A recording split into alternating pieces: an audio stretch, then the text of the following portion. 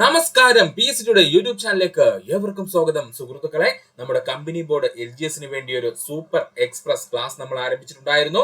ക്ലാസ്സിലേക്ക് പോകുന്നതിന് മുമ്പ് നമ്മുടെ ഈ വീഡിയോ കാണുന്ന എല്ലാ സുഹൃത്തുക്കളും നമ്മുടെ ചാനൽ സബ്സ്ക്രൈബ് ചെയ്ത് സഹായിക്കുക. അതിനോടൊപ്പം തന്നെ നിങ്ങളുടെ സുഹൃത്തുക്കൾക്ക് കൂടി നമ്മുടെ ചാനൽ ഒന്ന് ഷെയർ ചെയ്ത് നൽകുക. നിങ്ങളുടെ സപ്പോർട്ടാണ് ഞങ്ങളുടെ വിജയം. അപ്പൊ നമുക്ക് സമയം കളയേണ്ട ക്ലാസ്സിലേക്ക് പോവാം. പഠിക്കാനുള്ളത് നമ്മൾ ഇന്ന് പ്രധാനമായിട്ടും നോക്കാൻ പോകുന്നത് ബ്രിട്ടീഷുകാരും കേരളവും തമ്മിലുള്ള ബന്ധമാണ്, അല്ലെങ്കിൽ ബ്രിട്ടീഷുകാരെ കേരളത്തിൽ വന്നിട്ട് സംഭവിച്ച സംഭവ വികാസങ്ങളെ പറ്റിയിട്ടാണ് നമ്മൾ ഇവിടെ പഠിക്കാൻ പോകുന്നത്. നമുക്ക് നോക്കാം എന്തൊക്കെയായിരുന്നു ബ്രിട്ടീഷുകാർ കേരളത്തിൽ വന്നതിന് ശേഷം കേരളത്തിൽ ഉണ്ടായ വ്യത്യാസങ്ങൾ എന്ന്. ആദ്യമായി ഇൻട്രൊഡക്ഷൻ എന്ന രീതിയിൽ നമുക്ക് കുറച്ച് പോയിന്റ്സ് പറയാം. ബ്രിട്ടീഷുകാരും കേരളവും തമ്മിൽ ഇംഗ്ലീഷ് ഈസ്റ്റ് ഇന്ത്യ കമ്പനി സ്ഥാപിതമായ വർഷം 1600 ഡിസംബർ മാസം 31 PSCയുടെ പ്രീവിയസ് ക്വസ്റ്റ്യൻ ആണ് പഠിക്കുക. ഇംഗ്ലീഷ് ഈസ്റ്റ് ഇന്ത്യ കമ്പനി സ്ഥാപിതമായ വർഷം 1600 ഡിസംബർ മാസം 31 ആയിരുന്നു. ഇംഗ്ലീഷ് ഈസ്റ്റ് ഇന്ത്യ കമ്പനിയുടെ രൂപീകരണത്തിന് നേതൃത്വം നൽകിയ കച്ചവട സംഘടനയായിരുന്നു മെർച്ചന്റ് അഡ്വഞ്ചറീസ്. പഠിക്കുക, ഇംഗ്ലീഷ് ഈസ്റ്റ് ഇന്ത്യ കമ്പനിയുടെ രൂപീകരണത്തിന് നേതൃത്വം നൽകിയ കച്ചവട സംഘടന ഏത് എന്ന് ചോദിച്ചാൽ അത് മെർച്ചന്റ് അഡ്വഞ്ചറീസ് ആണ്. ഇംഗ്ലീഷ് ഈസ്റ്റ് ഇന്ത്യ കമ്പനിയെ നിയന്ത്രിക്കുന്നതിന് വേണ്ടി ബ്രിട്ടീഷ് പാർലമെന്റ് പാസാക്കിയ ആദ്യത്തെ നിയമമാണ് റെഗുലേറ്റിംഗ് ആക്ട് 1773. വീണ്ടും വന്നിരിക്കുന്നു previous question. English east India കമ്പനിയെ നിയന്ത്രിക്കുന്നതിന് വേണ്ടിയിട്ട് ബ്രിട്ടീഷ് പാർലമെന്റ് പാസാക്കിയ നിയമമാണ് റെഗുലേറ്റിംഗ് ആക്ട് 1773. ഇന്ത്യയിൽ ആദ്യത്തെ ബ്രിട്ടീഷ് ഫാക്ടറി സ്ഥാപിതമായ സ്ഥലം സൂററ്റ് ആണ്. ഇന്ത്യയില് ആദ്യമായിട്ട് ബ്രിട്ടീഷ് ഫാക്ടറി സ്ഥാപിതമായ സ്ഥലം ചോദിച്ചാൽ അത് സൂററ്റ് ആണ്. ഈസ്റ്റ് ഇന്ത്യ കമ്പനിയുടെ ആദ്യത്തെ നാമം ജോൺ കമ്പനി എന്നായിരുന്നു. ഇംഗ്ലീഷ് ഈസ്റ്റ് ഇന്ത്യ കമ്പനിയുടെ ആദ്യത്തെ നാമം എന്താ സുഹൃത്തുക്കളെ? ജോൺ കമ്പനി എന്നായിരുന്നു. ഒന്നുകൂടി പറയാം, ഇൻട്രൊഡക്ഷൻ എന്നുള്ള രീതിയിൽ പറയുവാണ്.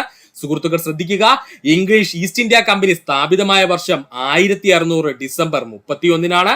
ഇംഗ്ലീഷ് ഈസ്റ്റ് ഇന്ത്യ കമ്പനിയുടെ രൂപീകരണത്തിന് നേതൃത്വം നൽകിയ കച്ചവട സംഘടന ഏത് എന്ന് ചോദിച്ചാൽ അത് മെർച്ചന്റ് അഡ്വഞ്ചറീസ് ആണ്. ഇംഗ്ലീഷ് ഈസ്റ്റ് ഇന്ത്യ കമ്പനിയെ നിയന്ത്രിക്കുന്നതിന് വേണ്ടി ബ്രിട്ടീഷ് പാർലമെന്റ് പാസാക്കിയ ആദ്യത്തെ നിയമം ഏത് എന്ന് ചോദിച്ചു കഴിഞ്ഞാൽ അത് റെഗുലേറ്റിംഗ് ആക്ട് 1773. ഇന്ത്യയിലെ ആദ്യത്തെ ബ്രിട്ടീഷ് ഫാക്ടറി സ്ഥാപിതമായ സ്ഥലം ചോദിച്ചു കഴിഞ്ഞാൽ അത് സൂററ്റ് ആണ്. ഈസ്റ്റ് ഇന്ത്യ കമ്പനിയുടെ ആദ്യത്തെ നാമം ചോദിച്ചാൽ അത് ജോൺ കമ്പനി എന്നായിരുന്നു. എന്താ പേര്? ജോൺ കമ്പനി എന്നായിരുന്നു. പഠിക്കുക. ഇന്ത്യയിലെത്തിയ ഈസ്റ്റ് ഇന്ത്യ കമ്പനിയുടെ ആദ്യത്തെ കപ്പലായിരുന്നു ഹെക്ടർ. മറക്കല്ലേ, ഇന്ത്യയിലെത്തിയ ഈസ്റ്റ് ഇന്ത്യ കമ്പനിയുടെ ആദ്യ കപ്പൽ ഏതായിരുന്നു? ഹെക്ടർ എന്ന കപ്പലായിരുന്നു. കപ്പലിന്റെ പേരെന്താണ്? ഹെക്ടർ. ഈസ്റ്റ് ഇന്ത്യ കമ്പനി സ്ഥാപിതമാകുന്ന സമയത്ത് ഇന്ത്യയുടെ ചക്രവർത്തി അക്ബർ ആയിരുന്നു. ഈസ്റ്റ് ഇന്ത്യ കമ്പനി സ്ഥാപിതമാകുന്ന സമയത്ത് നമ്മുടെ ഇന്ത്യയുടെ ചക്രവർത്തി ആരായിരുന്നു എന്ന് ചോദിച്ചാൽ അത് അക്ബർ ആയിരുന്നു. ഈസ്റ്റ് ഇന്ത്യ കമ്പനിയുടെ ആദ്യ തലസ്ഥാനം സൂററ്റ് ആയിരുന്നു. ഈസ്റ്റ് ഇന്ത്യ കമ്പനിയുടെ ആദ്യത്തെ തലസ്ഥാനം ഏതായിരുന്നു? സൂററ്റ് ആയിരുന്നു.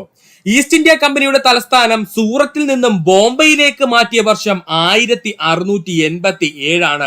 പഠിച്ചോളനെ, ഇമ്പോർട്ടന്റ് പോയിന്റ് ആണ്. ഇംഗ്ലീഷ് ഈസ്റ്റ് ഇന്ത്യ കമ്പനിയുടെ തലസ്ഥാന നഗരം അല്ലെങ്കിൽ ആസ്ഥാന നഗരം സൂറത്തിൽ നിന്നും ബോംബെയിലേക്ക് മാറ്റിയ വർഷം ചോദിച്ചു കഴിഞ്ഞാൽ അത് 1687 ബ്രിട്ടീഷുകാർ ഇന്ത്യയിൽ ആദ്യമായി സ്ഥാപിച്ച കോട്ടയാണ് സെന്റ് ജോർജ് കോട്ട, മദ്രാസ്. പഠിച്ചോളനെ, ഇമ്പോർട്ടന്റ് ആണ്.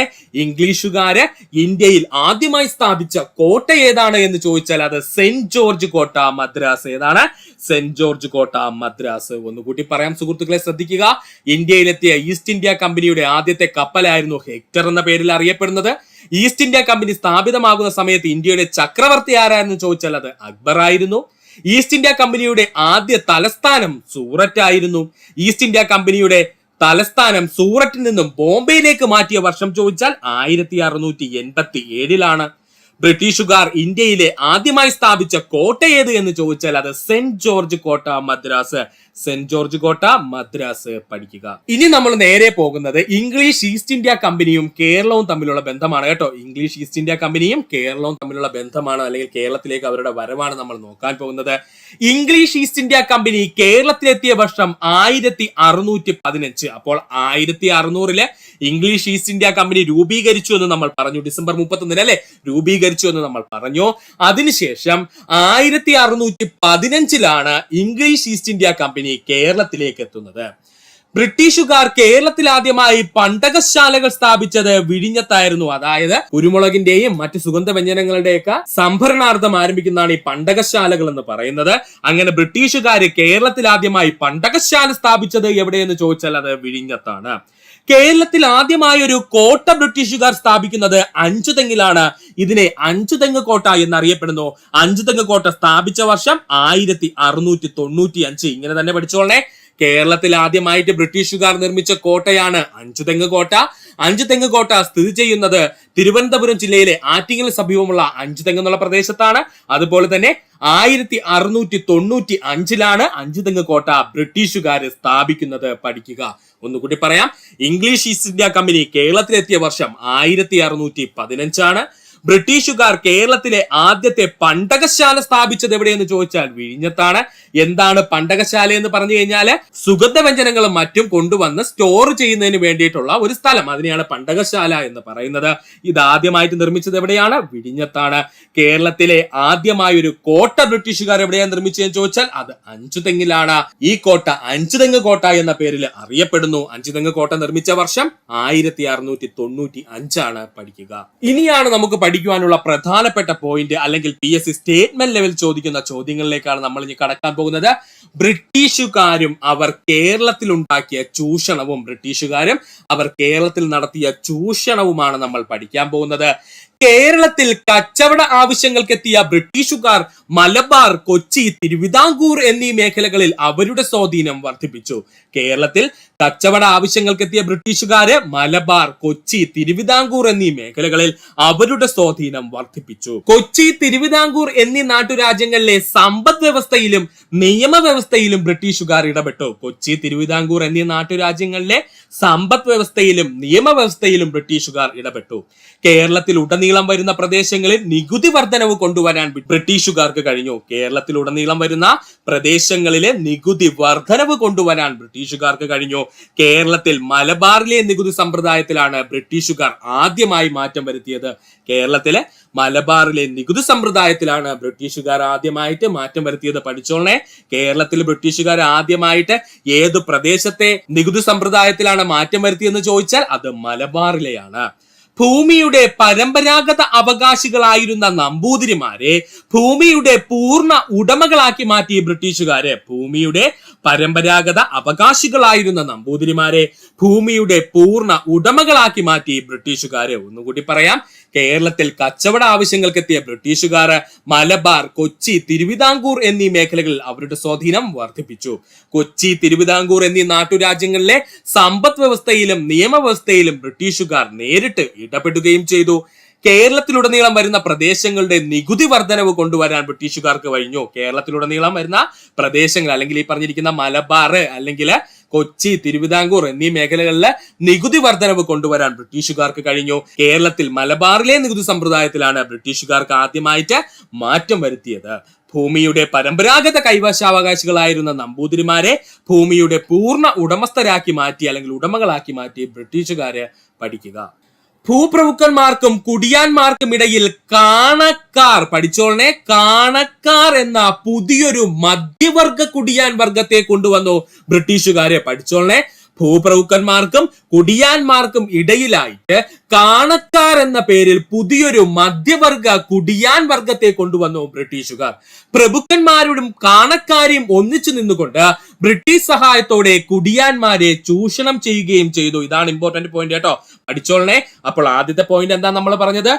ഭൂപ്രഭുക്കന്മാർക്കും കുടിയാന്മാരും മാത്രമുണ്ടായിരുന്ന കേരളത്തിലെ ഇതിനിടയിലായിട്ട് കാണക്കാർ എന്ന പേരില് പുതിയൊരു മധ്യവർഗ കുടിയാൻ വർഗത്തെ കൂടി ആര് കൊണ്ടുവന്നു? ബ്രിട്ടീഷുകാർ കൊണ്ടുവന്നു. എന്നിട്ട് ഈ പ്രഭുക്കന്മാരും ഈ കാണക്കാരെന്ന് പറയുന്ന പുതിയ മധ്യവർഗ കുടിയാന്മാരും ഒന്നിച്ചു നിന്നുകൊണ്ട് ബ്രിട്ടീഷുകാരുടെ സഹായത്തോടെ പാവപ്പെട്ട കുടിയാന്മാരെ ചൂഷണം ചെയ്യുകയും ചെയ്തു. ബ്രിട്ടീഷുകാരുടെ നേരിട്ടുള്ള ഭരണത്തിലായിരുന്ന മലബാറിൽ നികുതി പിരിവ് എടുക്കുന്നതിൽ വളരെ വിശാലമായ ഒരു ഭരണ വ്യവസ്ഥ തന്നെ ബ്രിട്ടീഷുകാർ കൊണ്ടുവന്നു. ബ്രിട്ടീഷുകാരുടെ നേരിട്ടുള്ള ഭരണത്തിലായിരുന്ന മലബാറിലെ നികുതി പിരിച്ചെടുക്കുന്നത് എളുപ്പമാക്കുന്നതിന്, അല്ലെങ്കിൽ വിശാലമാക്കുന്നതിന് വേണ്ടിയിട്ട് ഒരു ഭരണ വ്യവസ്ഥ തന്നെ ബ്രിട്ടീഷുകാർ കൊണ്ടുവന്നു. ക്രമേണ നികുതി പിരിക്കുവാനായി പ്രാദേശിക മുഖ്യന്മാരുടെ സ്ഥാനത്ത് കൊളോണിയ ഉദ്യോഗസ്ഥന്മാരെ നിയമിച്ചു ബ്രിട്ടീഷുകാര്. അതായത് പ്രാദേശിക മുഖ്യന്മാരായിരുന്നു അതുവരെ ആ ഒരു പ്രദേശത്തിലെ നികുതി പിരിച്ചുകൊണ്ടിരുന്നത്. അതിന് പകരം കൊളോണിയൽ ഉദ്യോഗസ്ഥന്മാർ, അതായത് ബ്രിട്ടീഷുകാരുടെ ഉദ്യോഗസ്ഥന്മാരെ നികുതി പിരിക്കുന്നതിന് വേണ്ടിയിട്ട് അവർ എന്ത് ചെയ്തു, നിയമിക്കുകയും ചെയ്തു. അപ്പോൾ ക്രമേണ നികുതി പിരിക്കുവാനായിട്ട് പ്രാദേശിക മുഖ്യന്മാർക്ക് സ്ഥാനത്ത് കൊളോണിയൽ ഉദ്യോഗസ്ഥന്മാരെ നിയമിച്ചു ബ്രിട്ടീഷുകാര്. മലബാറിൽ നിന്നും വ്യത്യസ്തമായി നാട്ടുരാജ്യങ്ങളായിരുന്ന തിരുവിതാംകൂറിലും കൊച്ചിയിലും സ്വയംഭരണാധികാരത്തിന് ബ്രിട്ടീഷുകാർ അർദ്ധസമ്മതം നൽകി. ബ്രിട്ടീഷുകാർക്ക് ഇഷ്ടമൊന്നുമല്ലായിരുന്നു കേട്ടോ, അവർക്ക് കൊച്ചിയും തിരുവിതാംകൂറും കൂടെ എടുക്കണമെന്നൊക്കെ അവർക്ക് ആഗ്രഹം ഉണ്ടായിരുന്നു. പക്ഷെ ഇവിടുത്തെ രാജവംശത്തിന്റെ ശക്തി കാരണം അത് നടന്നില്ല. അതുകൊണ്ട് മലബാറിൽ നിന്നും വ്യത്യസ്തമായിക്കൊണ്ട് നാട്ടുരാജ്യങ്ങളായിരുന്ന തിരുവിതാംകൂറിനും കൊച്ചിക്കും സ്വയംഭരണാധികാരത്തിനുള്ള അനുമതി ആര് നൽകി? ബ്രിട്ടീഷുകാർ നൽകി. അതും അർദ്ധസമ്മതം മാത്രമാണ് നൽകിയത്. ഒന്നുകൂടി പറയാൻ ശ്രദ്ധിക്കുക. ഭൂപ്രഭുക്കന്മാർക്കും കുടിയാന്മാർക്കും ഇടയിൽ കാണക്കാർ എന്ന പേരിൽ പുതിയൊരു മധ്യവർഗ കുടിയാൻ വർഗത്തെ കൊണ്ടുവന്നു ബ്രിട്ടീഷുകാര്. പ്രഭുക്കന്മാരും കാണക്കാരും ഒന്നിച്ചു നിന്നുകൊണ്ട് ബ്രിട്ടീഷ് സഹായത്തോടെ കുടിയാന്മാരെ ചൂഷണം ചെയ്യുകയും ചെയ്തു. ബ്രിട്ടീഷുകാരുടെ നേരിട്ടുള്ള ഭരണത്തിലായിരുന്ന മലബാറിൽ നികുതി പിരിച്ചെടുക്കുന്നതിന് വളരെ വിശാലമായൊരു ഭരണ വ്യവസ്ഥ തന്നെ ബ്രിട്ടീഷുകാർ കൊണ്ടുവന്നു. ക്രമേണ നികുതി പിരിക്കുവാനായി പ്രാദേശിക മുഖ്യന്മാരുടെ സ്ഥാനത്ത് കൊളോണിയ ഉദ്യോഗസ്ഥന്മാരെ അല്ലെങ്കിൽ ബ്രിട്ടീഷ് ഉദ്യോഗസ്ഥന്മാരെ നിയമിച്ചു ബ്രിട്ടീഷുകാര്. മലബാറിൽ നിന്നും വ്യത്യസ്തമായി നാട്ടുരാജ്യങ്ങളായിരുന്ന തിരുവിതാംകൂറും കൊച്ചിക്കും സ്വയം ഭരണത്തിനുള്ള അധികാരം ബ്രിട്ടീഷുകാർ എന്ത് ചെയ്തു, നൽകുകയും ചെയ്തു. ഒരു അർദ്ധസമ്മതമാണ് ബ്രിട്ടീഷുകാർ നൽകി. അതായത് ഈ തിരുവിതാംകൂറും അല്ലെങ്കിൽ ഈ കൊച്ചിയൊക്കെ നിങ്ങൾ വേണമെങ്കിൽ ഭരിച്ചോ, പക്ഷെ ഞങ്ങൾക്ക് കൃത്യമായിട്ട് കിട്ടേണ്ട നികുതി പിരിച്ചു തരണമെന്ന് ആര് പറഞ്ഞു? ബ്രിട്ടീഷുകാർ പറഞ്ഞു. അങ്ങനെ നികുതി പിരിച്ചു കൊടുത്തുകൊണ്ട് മാത്രം ബ്രിട്ടീഷുകാർ ഈ രണ്ട് രാജവംശത്തെ ആക്രമിക്കാതിരുന്നു. അതാണ് കേട്ടോ സത്യം. പഠിക്കുക. അടുത്തതാണ് ബ്രിട്ടീഷുകാരും കേരള കാർഷിക മേഖലയും. ഒത്തിരി ചോദ്യങ്ങൾ ഈ ഭാഗത്തു നിന്ന് വരുന്നതാണ് കേട്ടോ. പ്രത്യേകിച്ച് +2 മേഖലയിലുള്ള ചോദ്യങ്ങളൊക്കെ ഇവിടെ നിന്ന് ചോദിക്കാം. ബ്രിട്ടീഷുകാരും കേരള കാർഷിക മേഖലയും. ബ്രിട്ടീഷുകാർ മുൻകൈയെടുത്ത് തോട്ടകൃഷിക്ക് മൂലധന നിക്ഷേപം കേരളത്തിൽ ആരംഭിച്ചു. ബ്രിട്ടീഷുകാർ മുൻകൈയെടുത്ത് തോട്ടകൃഷിക്ക് മൂലധന നിക്ഷേപം കേരളത്തിൽ ആദ്യമായി ആരംഭിച്ചു. അപ്പോൾ തോട്ടവിള കൃഷികൾക്ക് വേണ്ടിയിട്ട് മൂലധന നിക്ഷേപം ആദ്യമായി ആരംഭിച്ച വിദേശ ശക്തി എന്ന് ചോദിച്ചാൽ അത് ബ്രിട്ടീഷുകാരായിരുന്നു. തേയില, കാപ്പി, റബ്ബർ, ഏലം തുടങ്ങിയവയായിരുന്നു ബ്രിട്ടീഷുകാർ പ്രധാനമായും തോട്ടവിളയായി കൃഷി ചെയ്തിരുന്നത്. പഠിച്ചോളനെ, തേയില, കാപ്പി, റബ്ബർ, ഏലം തുടങ്ങിയവയായിരുന്നു അക്കാലത്ത് ബ്രിട്ടീഷുകാർ പ്രധാനമായിട്ടും തോട്ടവിളയായി കൃഷി ചെയ്തിരുന്നത്. മലബാറിനെ അപേക്ഷിച്ച് തിരുവിതാംകൂറിൽ തോട്ട വ്യവസായങ്ങൾ കൂടുതലായി വികസിച്ചു. മലബാറിനെ അപേക്ഷിച്ച് തിരുവിതാംകൂറിൽ തോട്ട വ്യവസായങ്ങൾ കൂടുതലായി വികസിച്ചു. മലബാറിനെ അപേക്ഷിച്ച് തോട്ടവിളകൾക്ക് ആവശ്യമായ ഭൂനിരപ്പും ഉയർന്ന ഗുണമേന്മയുള്ള മണ്ണും കൂടുതൽ ഭൂമിയുടെ ലഭ്യതയും ഇതിന് ആക്കം കൂട്ടി. ശരിയാണല്ലേ സുഹൃത്തുക്കളെ? അതായത് നമ്മുടെ തീരദേശ മേഖലയിലേക്ക് വരുവാണ്. അതുകൊണ്ട് തന്നെ ഇവിടെ ധാരാളം എന്താണ് പ്രദേശം അല്ലെങ്കിൽ ഭൂമി നമുക്ക് ലഭിക്കും. ബാക്കിയുള്ള ഈ മലബാർ മേഖലയെ അപേക്ഷിച്ച് ഭൂമി കൂടുതലാണ് എവിടെയെന്ന് പറയുന്നത് നമ്മുടെ ഈ പറഞ്ഞിരിക്കുന്ന തിരുവിതാംകൂറിന്റെ ഭാഗമായിട്ട്. കാരണം എന്തെന്ന് ചോദിച്ചാൽ ഈ പറഞ്ഞിരിക്കുന്ന മലബാർ മേഖലയിൽ കൂടുതലും വനമേഖലയാണ്. അത് വെച്ച് നോക്കുമ്പോഴേക്കും വളരെ എളുപ്പം കൃഷി ചെയ്യാനും നല്ല മണ്ണും എവിടെയുണ്ട്? നമ്മുടെ തിരുവിതാംകൂറിലുണ്ട്. അങ്ങനെയാണ് മലബാറിനെ അപേക്ഷിച്ച് തോട്ടവിളകൾക്ക് എവിടെ പ്രചാരം ലഭിച്ചു? തിരുവിതാംകൂറിലെ പ്രചാരം ലഭിച്ചു. മലബാറിലെ കാർഷിക മേഖലയിൽ നിന്നും ശ്രദ്ധ തിരിച്ച ബ്രിട്ടീഷുകാർക്ക് മലബാറിലെ നികുതി പിരിവിൽ ഗണ്യമായി കുറവുണ്ടാവുകയും തിരുവിതാംകൂറിൽ കൃഷിയും നികുതി പിരിവും ഊർജിതമായി നടക്കുകയും ചെയ്തു. മലബാറിലെ കാർഷിക മേഖലയിൽ നിന്നും ശ്രദ്ധ തിരിഞ്ഞ ബ്രിട്ടീഷുകാർക്ക് മലബാറിലെ നികുതി പിരിവിൽ ഗണ്യമായി കുറയുകയും തിരുവിതാംകൂറിൽ കൃഷിയും നികുതി പിരിവും ഊർജിതമായി നടക്കുകയും ചെയ്തു. ഒന്നുകൂടി പറയാം. ബ്രിട്ടീഷുകാർ മുൻകൈയെടുത്ത് തോട്ടവിള കൃഷിക്ക് മൂലധന നിക്ഷേപം കേരളത്തിൽ ആരംഭിച്ചു. അപ്പൊ PSC ചോദിക്കുന്നത് ഇങ്ങനെയായിരിക്കും: തോട്ടവിള കൃഷികൾക്ക് വേണ്ടി മൂലധന നിക്ഷേപം കേരളത്തിൽ നടത്തിയ ആദ്യത്തെ വിദേശ ശക്തി എന്ന് ചോദിച്ചാൽ അത് ബ്രിട്ടീഷുകാരായിരുന്നു. ബ്രിട്ടീഷുകാർ പ്രധാനമായിട്ടും ഏതൊക്കെ വിളകളാ സുഹൃത്തുക്കളെ തോട്ടവിളയായിട്ട് കൃഷി ചെയ്തത്? തേയില, കാപ്പി, റബ്ബർ, ഏലം എന്നിവയായിരുന്നു. മലബാറിനെ അപേക്ഷിച്ച് തിരുവിതാംകൂറിൽ തോട്ട വ്യവസായങ്ങൾക്ക് കൂടുതൽ വികസനം പ്രാപിച്ചു. അതിനുള്ള കാരണം എന്തെന്ന് ചോദിച്ചാൽ മലബാറിനെ അപേക്ഷിച്ച് തോട്ടവിളകൾക്ക് ആവശ്യമായ ഭൂനിരപ്പും ഉയർന്ന ഗുണമേന്മയുള്ള മണ്ണും കൂടുതൽ ഭൂമിയുടെ ലഭ്യതയും ഇതിന്റെ ആക്കം എന്ത് ചെയ്തു? വർദ്ധിപ്പിച്ചു. അല്ലെങ്കിൽ തിരുവിതാംകൂറിൽ കൂടുതലായിട്ട് തോട്ടവിള വ്യവസായം എന്താണ് വർദ്ധിക്കുന്നതിന് അല്ലെങ്കിൽ കാർഷിക മേഖല വളരുന്നതിന് ഇത് കാരണമായി. മലബാറിലെ കാർഷിക മേഖലയിൽ നിന്നും ശ്രദ്ധ തിരിച്ച ബ്രിട്ടീഷുകാർ മലബാറിലെ നികുതി പിരിവ് ഗണ്യമായി കുറയ്ക്കുകയും തിരുവിതാംകൂറിൽ കൃഷിയും നികുതി പിരിവും ഊർജിതമായി നടക്കുകയും ചെയ്തു അല്ലെങ്കിൽ നടത്തുകയും ചെയ്തു. പഠിക്കുക. ഇനി നമുക്ക് പഠിക്കാനുള്ളത് ബ്രിട്ടീഷുകാരും കേരളത്തിലെ വാണിജ്യ മേഖലയും തമ്മിലുള്ള ബന്ധമായിരുന്നു. ബ്രിട്ടീഷുകാരും കേരളത്തിലെ വാണിജ്യ മേഖലയും തമ്മിലുള്ള ബന്ധം നമുക്ക് നോക്കാം. എന്തൊക്കെയാണ് കേരളത്തിലെ വാണിജ്യ മേഖലയിൽ ബ്രിട്ടീഷുകാർ കൊണ്ടുവന്ന മാറ്റമെന്ന്. രാഷ്ട്രീയ നിയന്ത്രണം ബ്രിട്ടീഷുകാർക്ക് തിരുവിതാംകൂറിലും കൊച്ചിയിലും മലബാറിലും വാണിജ്യത്തിലെ സ്വേച്ഛാധികാരം നൽകി. ഒന്നുമില്ല സുഹൃത്തുക്കളെ, രാഷ്ട്രീയ നിയന്ത്രണം ബ്രിട്ടീഷുകാർക്ക് തിരുവിതാംകൂറിലും കൊച്ചിയിലും മലബാറിലും കൊണ്ടുവരാൻ കഴിഞ്ഞു. അതുകൊണ്ട് തന്നെ ഈ മേഖലയിലെ വാണിജ്യത്തിന്റെ സ്വേച്ഛാധികാരം അല്ലെങ്കിൽ സ്വന്തമായിട്ട് ബ്രിട്ടീഷുകാരെ തന്നെ തീരുമാനിക്കട്ടെ എത്ര രൂപയ്ക്ക് വാണിജ്യം നടത്തണം, അല്ലെങ്കിൽ കൊണ്ടുവരുന്ന കാർഷിക ഉൽപ്പന്നങ്ങൾ, അതിപ്പോ കുരുമുളക്, മറ്റു സുഗന്ധ വ്യഞ്ജനങ്ങളാവട്ടെ, എന്തുമാവട്ടെ, അത് ബ്രിട്ടീഷുകാരെ അവർക്ക് തോന്നുന്ന പൈസയിൽ എടുക്കും. ഇതിനെയാണ് പറയുന്നത് വാണിജ്യ സ്വേച്ഛാധികാരമാണെന്ന് കേട്ടോ. അപ്പോൾ ഈ വാണിജ്യ സ്വേച്ഛാധികാരം കൊണ്ട് എന്താണ് ഈ പറഞ്ഞിരിക്കുന്ന തിരുവിതാംകൂറിലും കൊച്ചിയിലും മലബാറിലും എന്ത് ചെയ്തു? വാണിജ്യ മേഖല ആര് പിടിച്ചെടുത്തു? ബ്രിട്ടീഷുകാരെ പിടിച്ചെടുത്തു. 19-ാം നൂറ്റാണ്ടിൽ ബ്രിട്ടീഷുകാർ തങ്ങളുടെ മൂലധനത്തിൽ കേരളത്തിലുടനീളം സ്വതന്ത്ര വ്യാപാരം ആരംഭിച്ചു. ഇത് എന്ത് ചെയ്തു? ഈ പറഞ്ഞിരിക്കുന്ന രാജവംശത്തിന് തിരിച്ചടിയാവുകയും ചെയ്തു കേട്ടോ. 19-ാം നൂറ്റാണ്ടിലെ ബ്രിട്ടീഷുകാർ തങ്ങളുടെ സ്വന്തം മൂലധനത്തില് കേരളത്തിലുടനീളം സ്വതന്ത്ര വ്യാപാരം ആരംഭിക്കുകയും ഇത് തിരുവിതാംകൂറിലെയും കൊച്ചിയിലെയും രാജവംശത്തിന് തിരിച്ചടിയാവുകയും ചെയ്തു. തദ്ദേശീയ വ്യാപാരികൾക്ക് അപ്രധാന പങ്ക് മാത്രമേ ഇതിൽ ഉണ്ടായിരുന്നുള്ളൂ. അതായത് നമ്മുടെ ഇവിടെ ഉണ്ടായിരുന്ന വ്യാപാരികൾക്ക് വലിയ ലാഭമൊന്നും ഈ കാരണം കൊണ്ട് ലഭിച്ചില്ല. കാരണം എന്താ സുഹൃത്തുക്കളെ? ബ്രിട്ടീഷുകാർ അവരുടെ കയ്യിലുള്ള പണം കൊണ്ടുവരുന്നു, അവർ കേരളത്തിൽ നിന്ന് സാധനം ഡയറക്റ്റ് എന്ത് ചെയ്യുന്നു? അവർ തോന്നുന്ന വിലയ്ക്ക് അവരെടുത്തോണ്ടങ്ങ് പോവുകയാണ്. അപ്പോ ഇതിനിടനിലക്കാരായിട്ടുള്ള തദ്ദേശീയ വ്യാപാരികൾക്ക് ഇതിനകത്ത് അപ്രധാനമായ പങ്ക് മാത്രമേ ഉണ്ടായിരുന്നുള്ളൂ. എന്ന് വെച്ചാല് യാതൊരുവിധ പങ്കും ഉണ്ടായിരുന്നില്ല. ബ്രിട്ടീഷുകാരുടെ പണം അവര് തീരുമാനിക്കുന്ന വില അവര് ചരക്ക് എന്ത് ചെയ്യും? ഇവിടെ നിന്ന് എടുത്തോണ്ട് പോകുമായിരുന്നു. ഇത് പഠിക്കുക. നിരവധി വാണിജ്യ നിയമങ്ങൾ, വ്യവസ്ഥകൾ എന്നിവയിലൂടെ വ്യാപാര രംഗത്ത് പരിവർത്തനങ്ങൾക്ക് ബ്രിട്ടീഷുകാർ എളുപ്പമാക്കിയത്. നിരവധി വാണിജ്യ നിയമങ്ങളും വ്യവസ്ഥകൾ എന്നിവയിലൂടെ വ്യാപാര രംഗത്തെ പരിവർത്തനങ്ങള് ബ്രിട്ടീഷുകാർ എളുപ്പമാക്കി. നിരവധി വാണിജ്യ നിയമങ്ങളും വ്യവസ്ഥകൾ എന്നിവയിലൂടെ വ്യാപാര രംഗത്തെ പരിവർത്തനങ്ങൾ ബ്രിട്ടീഷുകാർ എളുപ്പമാക്കിയത് മറ്റൊരു വാണിജ്യ മേഖലയുണ്ടായ ബ്രിട്ടീഷുകാരുടെ കടന്നുകയറ്റമായിരുന്നു. 1930, 1940കളിലും തിരുവിതാംകൂറിൽ നിന്നും മലബാറിലേക്കുണ്ടായ കർഷക കുടിയേറ്റം മലബാർ മേഖലയിൽ വാണിജ്യ കാർഷിക മേഖലയിൽ വികസനത്തിന് കാരണമായി. അപ്പോൾ 1930, 1940 കാലഘട്ടമായതോടുകൂടി തിരുവിതാംകൂറിൽ നിന്നും മലബാറിലേക്ക് തിരിച്ചെന്ത് ചെയ്തു? കർഷക കുടിയേറ്റം ഉണ്ടായി. മലബാർ മേഖലയിൽ വാണിജ്യ കാർഷിക മേഖലയുടെ വികസനത്തിനും ഇത് കാരണമായി. ഒന്നുകൂടി പറഞ്ഞുതരാം സുഹൃത്തുക്കളെ, ഒരു കൺഫ്യൂഷനും വേണ്ട. ഫസ്റ്റ് പോയിന്റ് എന്താ നമ്മൾ പറഞ്ഞത്? രാഷ്ട്രീയ നിയന്ത്രണം ബ്രിട്ടീഷുകാരുടെ കയ്യിലായതോടുകൂടി ബ്രിട്ടീഷുകാർക്ക് തിരുവിതാംകൂറിലും കൊച്ചിയിലും മലബാറിലുമുള്ള വാണിജ്യ മേഖലയിലെ സ്വേച്ഛാധികാരം നൽകി, അല്ലെങ്കിൽ സ്വേച്ഛാധികാരം ലഭിച്ചു. അതായത് സ്വന്തമായിട്ട് ബ്രിട്ടീഷുകാർക്ക് തീരുമാനിക്കാം എത്ര രൂപയ്ക്ക് കേരളത്തിൽ നിന്നും ചരക്ക് എടുക്കണമെന്നും അതുപോലെ വിൽക്കണമെന്നും ബ്രിട്ടീഷുകാർക്ക് തീരുമാനിക്കാമെന്നുള്ള അവസ്ഥ എത്തി. ഇതാണ് ആ ഫസ്റ്റ് പോയിന്റിൽ ഉദ്ദേശിച്ചിരിക്കുന്നത്.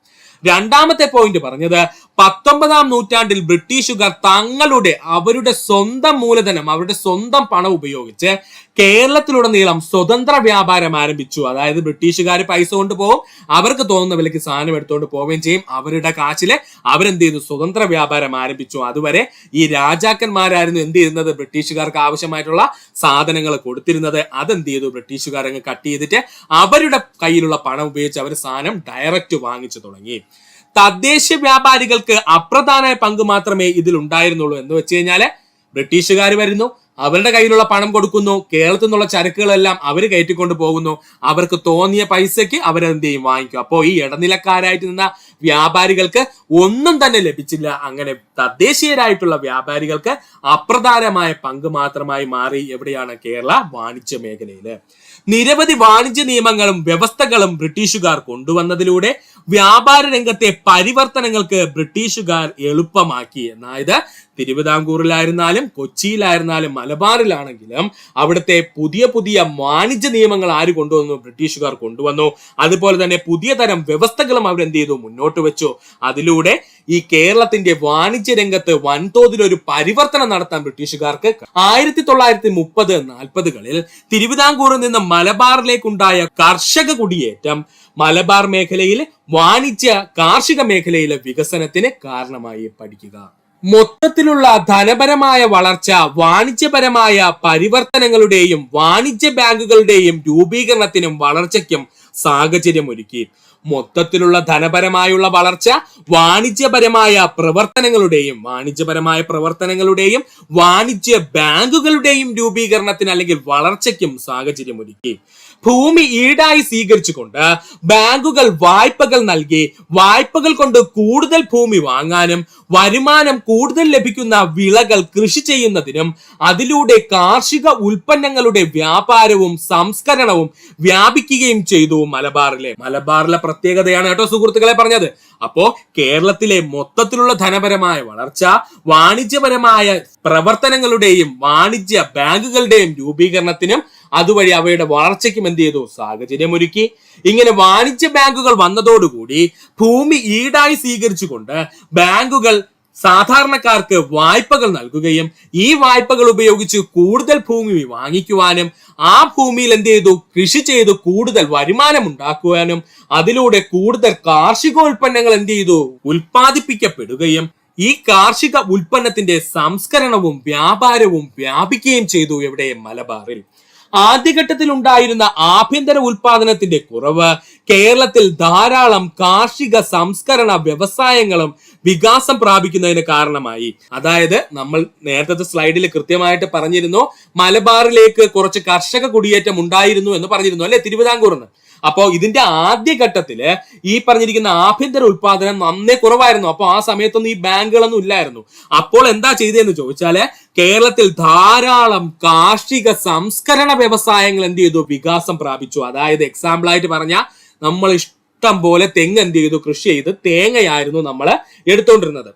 അപ്പൊ ബ്രിട്ടീഷുകാർക്ക് തോന്നി തേങ്ങ കൊണ്ടുപോയിട്ട് വലിയ ഉപയോഗമൊന്നുമില്ല, തേങ്ങയിലെ ചകിരിയിൽ നിന്ന് എന്തെങ്കിലും ഉണ്ടാക്കണം. അപ്പൊ നമ്മൾ പറഞ്ഞു നമുക്ക് ഇതുപോലെ കയറുണ്ടാക്കാൻ അറിയാമെന്ന് നമ്മൾ പറയുകയും അങ്ങനെ ആ ബ്രിട്ടീഷുകാർ എന്ത് പറഞ്ഞു? എന്നാ പിന്നെ നിങ്ങൾ ഈ പറഞ്ഞിരിക്കുന്ന കാർഷിക വിളകളിൽ നിന്നും നിങ്ങൾക്ക് എന്തെങ്കിലും വ്യാവസായികമായ രീതിയിൽ എന്തെങ്കിലും സംസ്കരിച്ചാൽ വ്യാവസായ രീതിയിൽ എന്തെങ്കിലും ഉൽപ്പന്നങ്ങൾ ഉണ്ടാക്കാൻ പറഞ്ഞു. അപ്പോൾ എന്ത് ചെയ്തു? നമ്മൾ കയറിന്റെ വ്യവസായം ആരംഭിക്കുകയും ചെയ്തു. ആദ്യഘട്ടത്തിലെ ആഭ്യന്തര ഉൽപാദനത്തിന്റെ എന്തിന്റെ? കാർഷിക മേഖലയിലെ ആഭ്യന്തര ഉൽപാദനത്തിന്റെ കുറവ് കാർഷിക വസ്തുക്കളെ സംസ്കരിച്ചുകൊണ്ട് പുതിയൊരു വ്യവസായം രൂപീകരിക്കുന്നതിന് കേരളത്തിലെ കാരണമായി. സംസ്കരിച്ച ഉൽപ്പന്നങ്ങൾക്ക് വേണ്ടി യൂറോപ്യൻ കമ്പോളത്തിലെ വർദ്ധിച്ച ആവശ്യകത ഇതിന്റെ ആക്കം കൂട്ടുകയും ചെയ്തു. ഇതിന്റെ ഏറ്റവും പ്രധാനമായിരുന്നു കയർ വ്യവസായം. ഇപ്പൊ സുഹൃത്തുക്കൾക്ക് മനസ്സിലായോ എങ്ങനെയാണ് കേരളത്തിൽ കൂടുതൽ കയർ വ്യവസായം വന്നതെന്ന്? അതായത് ഒന്നുകൂടി പറയാം, സിമ്പിൾ ആണ് സംഭവം, ഒന്നുമില്ല. ഈ ആദ്യകാലത്ത് ഈ കാർഷിക മേഖല പെട്ടെന്നൊരു വളർച്ചയൊന്നും ഉണ്ടായില്ല. കേരളത്തിലെ കാർഷിക മേഖല എങ്ങോട്ട് തിരിഞ്ഞു? ഈ കാർഷിക വസ്തുക്കൾ വെച്ചുകൊണ്ട് അല്ലെങ്കിൽ അതിനെ സംസ്കരിച്ചുകൊണ്ട് എന്തെങ്കിലും വ്യവസായം തുടങ്ങാം, അല്ലെങ്കിൽ അതിൽ നിന്ന് മറ്റെന്തെങ്കിലും ഒരു വ്യവസായം തുടങ്ങാനായിട്ട് തീരുമാനിക്കുകയും അങ്ങനെ അവർ പാരമ്പര്യമായിട്ട് ചെയ്തുകൊണ്ടുവന്നിരുന്ന കയർ വ്യവസായം അവരെന്ത് ചെയ്തു? ആരംഭിക്കുകയും ചെയ്തു. ഇതാണ് അവിടെ നടന്നത്. ഈ സംസ്കരിച്ച ഉൽപ്പന്നങ്ങൾക്ക് അതോടുകൂടി യൂറോപ്യൻ കമ്പോളത്തില് വർദ്ധിച്ച ആവശ്യകത ഉണ്ടാവുകയും ചെയ്തു. അപ്പോൾ ഇത് ഈ പറഞ്ഞിരിക്കുന്ന കാർഷിക സംസ്കരണ വ്യവസായത്തിന്റെ ആക്കം കൂട്ടുകയും ചെയ്തു, അല്ലെങ്കിൽ വികാസത്തിന്റെ ആക്കം കൂട്ടുകയും ചെയ്തു. ഇതിൽ ഏറ്റവും പ്രധാനമായിരുന്നു കയർ വ്യവസായം. പഠിച്ചോളനെ എന്താണ് കയർ വ്യവസായമായിരുന്നു, അല്ലെങ്കിൽ നമ്മുടെ കേരളത്തിന്റെ തന്നെ ട്രഡീഷണൽ വ്യവസായം എന്നൊക്കെ അറിയപ്പെടുന്ന കയർ വ്യവസായം ഏറ്റവും കൂടുതൽ ശക്തി പ്രാപിച്ചതിന് കാരണം ഈ പറഞ്ഞതാണ് കേട്ടോ സുഹൃത്തുക്കൾ. ഇത്രയും ഭാഗം പഠിക്കുക. ഇനി നമുക്ക് പഠിക്കുവാനുള്ളത് ബ്രിട്ടീഷുകാർ കേരളത്തിൽ കൊണ്ടുവന്ന മാറ്റങ്ങളാണ്. ഇത്രയും നേരം നമ്മൾ പറഞ്ഞത് ബ്രിട്ടീഷുകാരുടെ ചൂഷണങ്ങളായിരുന്നു. അതിനുശേഷം നമ്മൾ വാണിജ്യ മേഖലയിൽ അവർ കൊണ്ടുവന്ന കൈകടത്തലുകളെ കുറിച്ച് പറഞ്ഞു. ഇപ്പൊ നമ്മൾ പഠിക്കാൻ പോകുന്നത് ബ്രിട്ടീഷുകാർ കേരളത്തിൽ കൊണ്ടുവന്ന മാറ്റങ്ങളെ പറ്റിയാണ്. കേരളത്തിൽ ആദ്യമായി റെയിൽവേ സംവിധാനം കൊണ്ടുവന്നത് ബ്രിട്ടീഷുകാരായിരുന്നു. കേരളത്തിൽ ആദ്യമായിട്ട് റെയിൽവേ സംവിധാനം കൊണ്ടുവന്നതായിരുന്നു ചോദിച്ചാൽ അത് ബ്രിട്ടീഷുകാരായിരുന്നു. 1861 മാർച്ച് 12, ഈ ഡേറ്റ് അങ്ങ് കാണാതെ പഠിച്ചോളണേ. 1861 മാർച്ച് മാസം 12 ബേപ്പൂർ മുതൽ തിരൂർ വരെ ആദ്യത്തെ റെയിൽവേ ലൈൻ നിർമ്മാണം പൂർത്തീകരിച്ചത്. അപ്പോ 1861 മാർച്ച് മാസം 12 ബേപ്പൂരിൽ നിന്നും തിരൂർ വരെയാണ് ആദ്യത്തെ റെയിൽവേ ലൈനിന്റെ നിർമ്മാണം പൂർത്തീകരിച്ചത്. ഈ പോയിന്റ് ഇമ്പോർട്ടന്റ് ആയിട്ട് പഠിച്ചോളണേ. കേരളത്തിൽ ആദ്യമായിട്ട് റെയിൽവേ സംവിധാനം കൊണ്ടുവന്ന വിദേശ ശക്തി ബ്രിട്ടീഷുകാരായിരുന്നു. 1861 മാർച്ച് 12 ബേപ്പൂർ മുതൽ തിരൂർ വരെയുള്ള ആദ്യത്തെ റെയിൽവേ ലൈൻ നിർമ്മാണം പൂർത്തീകരിച്ചത്. കേരളത്തിലെ റെയിൽവേ സംവിധാനത്തിന്റെ നിർമ്മാണത്തിന് പിന്നെ പ്രവർത്തിച്ച കമ്പനിയാണ് മദ്രാസ് റെയിൽവേ കമ്പനി, അല്ലെങ്കിൽ മദ്രാസ് റെയിൽ കമ്പനി എന്നും പറയും കേട്ടോ. കേരളത്തിലെ റെയിൽവേ സംവിധാനത്തിന്റെ നിർമ്മാണത്തിന് പിന്നെ പ്രവർത്തിച്ച കമ്പനിയാണ് മദ്രാസ് റെയിൽ കമ്പനി. എന്താണ് മദ്രാസ് റെയിൽ കമ്പനി? റെയിൽവേ സംവിധാനം ഒരുക്കിയതോടുകൂടി കൂടുതലായി ഉൽപ്പന്നങ്ങളുടെയും സൈന്യത്തിന്റെയും സഞ്ചാരം സുഗമമാക്കുന്നതിന് ബ്രിട്ടീഷുകാർക്ക് കഴിഞ്ഞു. ബ്രിട്ടീഷുകാർക്ക് കേരളക്കാരോട് സ്നേഹം മൂത്തോണ്ടാണോ സുഹൃത്തുക്കളെ റെയിൽവേ ഉണ്ടാക്കിയത്? അല്ല കേട്ടോ. അവർക്ക് കൂടുതലായിട്ട് ഉൽപ്പന്നങ്ങൾ എന്ത് ചെയ്യണം, നമ്മുടെ നാട്ടിൽ നിന്നും കയറ്റുമതി ചെയ്യുന്നതിന് കൂടുതൽ ഉൽപ്പന്നങ്ങൾ അവർ വിചാരിക്കുന്ന സ്ഥലത്ത് എത്തിക്കേണ്ടതുണ്ട്, അല്ലെങ്കിൽ ഈ പറഞ്ഞിരിക്കുന്ന പ്രധാനപ്പെട്ട തുറമുഖങ്ങളിലേക്ക് എത്തിക്കേണ്ടതുണ്ട്. അതിനോടൊപ്പം തന്നെ സൈന്യത്തെ ഒരു സ്ഥലത്ത് നിന്ന് മറ്റൊരു സ്ഥലത്തേക്ക് വളരെ വേഗം എത്തിക്കുന്നതിനും എന്ത് സഹായിച്ചു? റെയിൽവേ സംവിധാനം ബ്രിട്ടീഷുകാരെ സഹായിച്ചു. അല്ലാതെ ബ്രിട്ടീഷുകാർക്ക് നമ്മളെ പാവപ്പെട്ട കേരളക്കാരോട് സ്നേഹം മൂത്തിട്ടൊന്നും അല്ല എന്ത് ചെയ്തത്, ഈ പറഞ്ഞിരിക്കുന്ന റെയിൽവേ നിർമ്മിച്ചത്. പഠിക്കുക.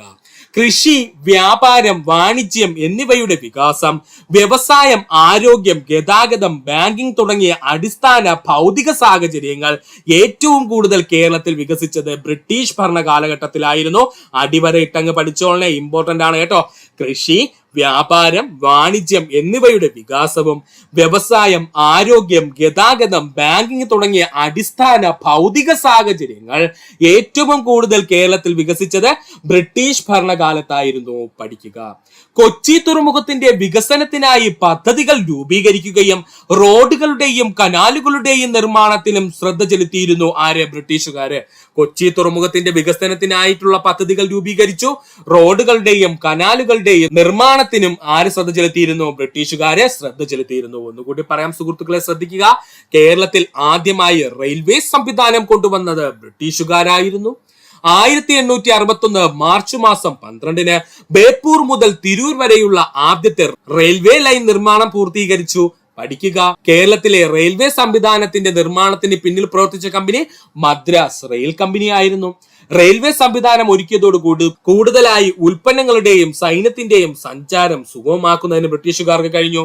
കൃഷി, വ്യാപാരം, വാണിജ്യം എന്നിവയുടെ വികാസവും വ്യവസായം, ആരോഗ്യം, ഗതാഗതം, ബാങ്കിംഗ് തുടങ്ങിയ അടിസ്ഥാന ഭൗതിക സാഹചര്യങ്ങളും ഏറ്റവും കൂടുതൽ കേരളത്തിൽ വികസിച്ചത് ബ്രിട്ടീഷുകാരുടെ ഭരണകാലഘട്ടത്തിലായിരുന്നു. കൊച്ചി തുറമുഖത്തിന്റെ വികസനത്തിനായി പദ്ധതികൾ രൂപീകരിക്കുകയും റോഡുകളുടെയും കനാലുകളുടെയും നിർമ്മാണവും ആര് ശ്രദ്ധിച്ചിരുന്നു? ബ്രിട്ടീഷുകാരെ ശ്രദ്ധിച്ചിരുന്നു. പഠിക്കുക. ബ്രിട്ടീഷുകാരുടെ ഭരണത്തോടുകൂടി തിരുവിതാംകൂറിൽ ഉണ്ടായ മാറ്റങ്ങളാണ് ഇനി നമ്മൾ നോക്കാൻ പോകുന്നത്. ഇതിപ്പോ PSC പ്രീവിയസ് ആയി ഒരുപാട് ചോദ്യങ്ങൾ ചോദിച്ചുകൊണ്ടിരിക്കുന്നതാണ്. സുഹൃത്തുക്കൾ പഠിക്കാൻ ശ്രമിക്കുക. ബ്രിട്ടീഷുകാരുടെ ഭരണത്തോടുകൂടി തിരുവിതാംകൂർ രാജവംശത്തിൽ ഉണ്ടായ മാറ്റങ്ങൾ, തിരുവിതാംകൂറിന്റെ ഭാഗമായിട്ടുള്ള പ്രദേശത്തുണ്ടായ മാറ്റങ്ങൾ മാത്രം നമ്മൾ എടുത്ത് പഠിക്കാൻ പോവാണ് കേട്ടോ. നമുക്ക് നോക്കാം എന്തൊക്കെ മാറ്റങ്ങൾ ഉണ്ടായി എന്ന്. ഓരോ ഭൂ ഉടമകൾക്കും പട്ടയം നൽകുകയും അതിൽ കുടിയാന്മാരുടെ കൈവശമുള്ള ഭൂമി കുടിയാന്മാരുടെ സ്വഭാവത്തിനനുസരിച്ച് അടയ്ക്കേണ്ട നികുതിയും കൃത്യമായി ബ്രിട്ടീഷുകാർ രേഖപ്പെടുത്തി. എന്താ ചെയ്തത്? ഓരോ ഭൂ ഉടമകൾക്കും പട്ടയം നൽകുകയും അതിലുള്ള കുടിയാന്മാരുടെ കൈവശമുള്ള ഭൂമി കുടിയാന്മാരുടെ സ്വഭാവത്തിനനുസരിച്ച്, അവരുടെ സ്വഭാവം ഒന്നും വേറെയല്ല, അവരെന്താണ് കൃഷി ചെയ്യുന്നത് അതിനനുസരിച്ച് അടയ്ക്കേണ്ട നികുതി കൃത്യമായി രേഖപ്പെടുത്തിയ ബ്രിട്ടീഷുകാരെ. മനസ്സിലായോ സുഹൃത്തുക്കളെ? ഒന്നുകൂടി പറഞ്ഞുതരാം. ഓരോ ഭൂ ഉടമകൾക്കും പട്ടയം നൽകി. അതിലുള്ള കുടിയാന്മാർക്ക് അവരുടെ കൈവശമുള്ള ഭൂമിയുടെ അളവിനനുസരിച്ചും അതിനോടൊപ്പം അവർ എന്ത് തൊഴിൽ, എന്ത് കൃഷിയാണോ അവിടെ ചെയ്യുന്നത് അതിനനുസരിച്ചും വേണ്ടിയിട്ട് ഉള്ള നികുതി എന്ത് ചെയ്തു? കൃത്യമായിട്ട് രേഖപ്പെടുത്തി. 1812 അടിമത്തം നിരോധിച്ചു. പ്രീവിയസ് ക്വസ്റ്റ്യൻ ആണ്, പഠിച്ചോളണേ. ചോദിക്കുന്നത് തിരുവിതാംകൂറിൽ അടിമത്തം നിരോധിച്ച വർഷം ചോദിച്ചു കഴിഞ്ഞാല് 1812. 1812 തിരുവിതാംകൂറിലെ അടിമത്തം നിരോധിക്കുന്നതിന് പിന്നിൽ പ്രവർത്തിച്ചത് ബ്രിട്ടീഷുകാരായിരുന്നു കേട്ടോ. ബ്രിട്ടീഷുകാരാണ് 1812 തിരുവിതാംകൂറിൽ അടിമത്തം നിരോധിച്ചത്. 5 ജില്ലാ കോടതികളും ഒരു അപ്പീൽ കോടതിയും സ്ഥാപിച്ചുകൊണ്ട് നീതിരംഗം പരിഷ്കരിച്ചു. പഠിച്ചോളണേ. 5 ജില്ലാ കോടതികളും ഒരു അപ്പീൽ കോടതിയും സ്ഥാപിച്ചുകൊണ്ട് നീതിരംഗം എന്ത് ചെയ്തു? പരിഷ്കരിച്ചു. ആരാണ്? ബ്രിട്ടീഷുകാര്. നാണയങ്ങൾ, വാർത്താവിനിമയം, കൃഷി, വാണിജ്യം എന്നീ രംഗങ്ങളിൽ ശക്തമായ പുരോഗതി ഉണ്ടായി തിരുവിതാംകൂറിൽ ബ്രിട്ടീഷ് ഭരണകാലത്ത്. തിരുവിതാംകൂറിലെ ബ്രിട്ടീഷ് ഭരണകാലത്ത് നാണയങ്ങൾ, വാർത്താവിനിമയം, കൃഷി, വാണിജ്യം എന്നീ രംഗങ്ങളില് പുരോഗതി ഉണ്ടാവുകയും ചെയ്തു. ഒന്നുകൂടി പറയാം സുഹൃത്തുക്കളെ, ശ്രദ്ധിക്കുക. ഓരോ ഭൂ ഉടമകൾക്കും പട്ടയം നൽകുകയും അതിൽ കുടിയാന്മാരുടെ കൈവശമുള്ള ഭൂമി കുടിയാന്മാരുടെ സ്വഭാവത്തിനനുസരിച്ച് സ്വഭാവം എന്ന് വെച്ചാൽ എന്ത് കൃഷിയാണ് അവർ ആ ഭൂമി ചെയ്യുന്നതാണെന്ന് കേട്ടോ. അതിനനുസരിച്ച് അടക്കേണ്ട നികുതി കൃത്യമായി രേഖപ്പെടുത്തി. 1812 അടിമത്തം നിരോധിച്ചു ബ്രിട്ടീഷുകാർ. തിരുവിതാംകൂറിലെ 5 ജില്ലാ കോടതികളും ഒരു അപ്പീൽ കോടതിയും സ്ഥാപിച്ചുകൊണ്ട് നീതിരംഗത്തെ പരിഷ്കരിച്ചു. ബ്രിട്ടീഷുകാരെ നാണയങ്ങൾ, വാർത്താവിനിമയം, കൃഷി, വാണിജ്യം എന്നീ രംഗങ്ങളിൽ ഏറ്റവും കൂടുതൽ പുരോഗതി ഉണ്ടായത് ബ്രിട്ടീഷുകാരുടെ വരവോടുകൂടിയാണ്. എവിടെ? തിരുവിതാംകൂറിൽ. 1811 ദേവസ്വങ്ങളുടെ ഭരണം സർക്കാർ നേരിട്ട് ഏറ്റെടുത്തതിന് കാരണം ചോദിച്ചു കഴിഞ്ഞാൽ അതും ബ്രിട്ടീഷുകാരുടെ തീരുമാനത്തിലായിരുന്നു. അതായത് 1811 ദേവസ്വങ്ങളുടെ ഭരണം സർക്കാർ എന്ത് ചെയ്തു? നേരിട്ട് ഏറ്റെടുത്തു. ഇതിന്റെ പിന്നിൽ പ്രവർത്തിച്ചതാരെന്ന് ചോദിച്ചാൽ ബ്രിട്ടീഷുകാരായിരുന്നു. തലവാരിക്കരം, ഊഴിയം, മറ്റ് ഫ്യൂഡൽ നികുതികൾ എന്നിവ നിരോധിച്ചു ബ്രിട്ടീഷുകാരെ. പഠിച്ചോളനെ, ഈ തലവാരിക്കരവും അതുപോലെ ഊഴിയവും PSC ഒരുപാട് തവണ പ്രീവിയസ് ആയി ചോദിച്ചതാണ്. ഇങ്ങനെയുള്ള ഫ്യൂഡൽ നികുതികൾ എവിടെയാണ് നിലനിന്നിരുന്നത് ചോദിച്ചാൽ നമ്മുടെ തിരുവിതാംകൂറിലാണ് നിലനിന്നിരുന്നത്. ഇതെല്ലാം നിരോധിച്ചു ആരാണ്? ബ്രിട്ടീഷുകാരെ. ഇതിൽ PSC ചോദിച്ചത് ഊഴിയം എന്തെന്നാണ്. ഊഴിയം എന്ന് പറഞ്ഞു കഴിഞ്ഞാൽ വേറെ ഒന്നുമില്ല സുഹൃത്തുക്കളെ, നിർബന്ധിതമായിട്ട് ശമ്പളം നൽകാതെയുള്ള ജോലി അറിയപ്പെടുന്ന പേരാണ് കേട്ടോ ഊഴിയം എന്ന് പറഞ്ഞു കഴിഞ്ഞാൽ. അതായത് നിർബന്ധിതമായിട്ട് ശമ്പളമില്ലാതെ ചെയ്യേണ്ട ജോലി അറിയപ്പെടുന്ന പേരാണ് ഊഴിയം എന്നുള്ളത്. അപ്പോൾ ഈ തലവാരിക്കരം, ഊഴിയം എന്നീ ഫ്യൂഡൽ നികുതികൾ നിരോധിച്ചതാണെന്ന് വെച്ചാൽ ബ്രിട്ടീഷുകാരാണ്. ഈ നികുതികളൊക്കെ എവിടെയാണ് നിലനിന്നിരുന്നത്? നമ്മുടെ തിരുവിതാംകൂറിലായിരുന്നു നിലനിന്നിരുന്നത്.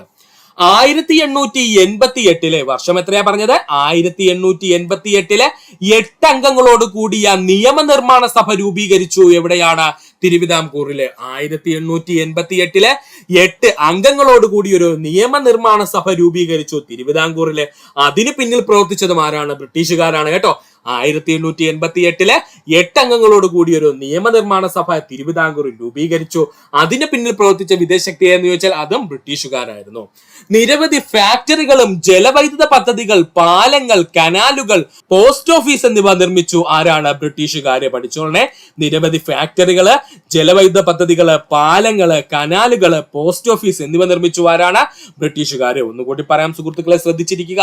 1811 ദേവസ്വങ്ങളുടെ ഭരണം സർക്കാർ നേരിട്ട് ഏറ്റെടുത്തു. തലവാരിക്കരം, ഊഴിയം എന്നീ മറ്റു ഫ്യൂഡൽ നികുതികൾ അവർ നിരോധിച്ചു. അപ്പോൾ തലവാരിക്കരം, ഊഴിയം എന്നീ ഫ്യൂഡൽ നികുതികൾ നിലനിന്നിരുന്ന കേരളത്തിലെ പ്രദേശം എന്ന് ചോദിച്ചാൽ തിരുവിതാംകൂർ ആയിരുന്നു. ഇതിനെ നിർത്തലാക്കിയതാരെന്ന് ചോദിച്ചാൽ നമ്മുടെ ബ്രിട്ടീഷുകാരുമായിരുന്നു. 1888 8 അംഗങ്ങളോട് കൂടിയ നിയമനിർമ്മാണ സഭ രൂപീകരിച്ചു. എവിടെ? തിരുവിതാംകൂറിൽ. അതിന് പിന്നിൽ പ്രവർത്തിച്ചതുമാരാണ്? ബ്രിട്ടീഷുകാരാണ്. നിരവധി ഫാക്ടറികൾ, ജലവൈദ്യുത പദ്ധതികൾ, പാലങ്ങൾ, കനാലുകൾ, പോസ്റ്റ് ഓഫീസ് എന്നിവ സ്ഥാപിച്ചു ബ്രിട്ടീഷുകാർ. എവിടെ? തിരുവിതാംകൂറിൽ എന്ന് തന്നെ എടുത്തു പഠിക്കുക. ഇത്രയുമാണ് തിരുവിതാംകൂറിലെ ബ്രിട്ടീഷുകാർ വന്നതോടുകൂടി ഉണ്ടായ മാറ്റങ്ങൾ കേട്ടോ സുഹൃത്തുക്കളെ. ഇത്രയും പഠിക്കുക. അടുത്തതായി നമുക്ക് പഠിക്കുവാനുള്ളത് ബ്രിട്ടീഷുകാരുടെ ഭരണത്തോടുകൂടി കൊച്ചിയിൽ ഉണ്ടായ മാറ്റങ്ങളാണ്. ബ്രിട്ടീഷുകാരുടെ ഭരണത്തോടുകൂടി കൊച്ചിയിൽ ഉണ്ടായ മാറ്റങ്ങളാണ് നമ്മൾ ഇനി പഠിക്കാൻ പോകുന്നത്, അല്ലെങ്കിൽ കൊച്ചി രാജവംശത്തിന്റെ ഭാഗമായി ഉണ്ടായ മാറ്റങ്ങളാണ്. കീഴ്ക്കോടതികളും ഹജൂർ കോടതികളും സ്ഥാപിച്ചത് ബ്രിട്ടീഷുകാരുടെ ഭരണത്തോടു കൂടിയാണ്. കൊച്ചിയിലെ കീഴ്ക്കോടതികളും ഹജൂർ കോടതികളും സ്ഥാപിക്കപ്പെട്ടത് ബ്രിട്ടീഷുകാരുടെ ഭരണത്തോടു കൂടിയാണ്. പ്രധാന ദേവസ്വങ്ങളെല്ലാം സർക്കാരിന്റെ നിയന്ത്രണത്തിലാക്കിയത് ബ്രിട്ടീഷുകാരുടെ ഭരണത്തോടു കൂടിയാണ്. കൊച്ചിയിൽ ഉണ്ടായിരുന്ന പ്രധാന ദേവസ്വങ്ങളുടെ എല്ലാം ഭരണം സർക്കാരിന്റെ നിയന്ത്രണത്തിലാക്കിയത് എന്ന് ചോദിച്ചാൽ അത് ബ്രിട്ടീഷുകാരുടെ ഭരണത്തോടു കൂടിയാണ്.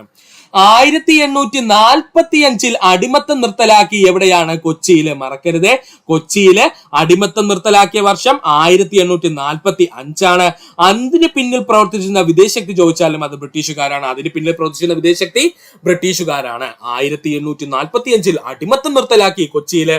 അതിന്റെ പിന്നിൽ പ്രവർത്തിച്ചിരുന്ന വിദേശശക്തി ഏതാണ്? ബ്രിട്ടീഷുകാരാണ്. ഭൂമി അളന്ന് തിട്ടപ്പെടുത്തൽ അഥവാ കണ്ടെഴുത്ത് നടപ്പിലാക്കിയത് ബ്രിട്ടീഷുകാരാണ്. ഭൂമി അളന്ന് തിട്ടപ്പെടുത്തൽ അഥവാ കണ്ടെഴുത്ത് നടത്തിയത് എവിടെ? കൊച്ചിയിൽ. ആരാണ്? ബ്രിട്ടീഷുകാരാണ്. ഭൂമി അളന്ന് തിട്ടപ്പെടുത്തൽ അഥവാ കണ്ടെഴുത്ത് നടത്തിയത് ആരെന്ന് ചോദിച്ചാൽ അത് ബ്രിട്ടീഷുകാരാണ്. എവിടെ? കൊച്ചിയിൽ.